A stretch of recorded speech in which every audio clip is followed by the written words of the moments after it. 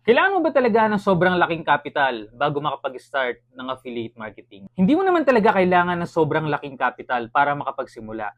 Kung meron kang phone, kung meron kang gamit na cellphone, pwede ka nang mag-start. Now, I will show you my setup and kung ano yung mga gamit kong tools. So by the way, I am using a TNW30 para sa recording ng aking voice. And may gamit ako dito na fill light na TNW 11 inches fill light.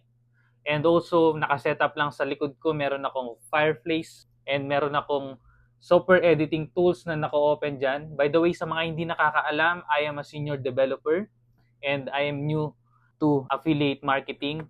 And also, naglagay din ako ng konting ambient light dito para lang merong feel sa banda rito.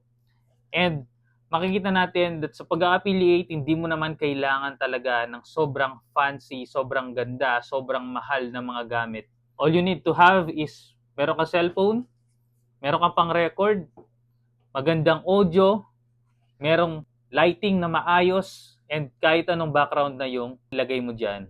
So, ito yung recording ng setup ko ngayon na hindi pa na-edit. So, kung ano yung nakikita nyo ngayon, ito yung raw file, and ito naman siya kapag in-edit ko na.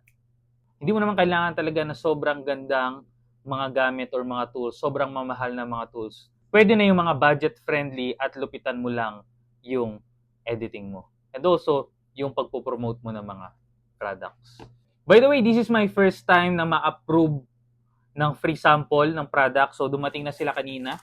Ito yung isa. Then, ito pa yung isa. So, abangan nyo yan. I-unbox natin yan sa mga affiliate videos ko. And if you are a new affiliate, maging consistent ka lang sa pag-upload ng mga videos mo. Make sure na yung mga videos na i-upload mo is merong quality. So yun lang. Thank you so much and God bless.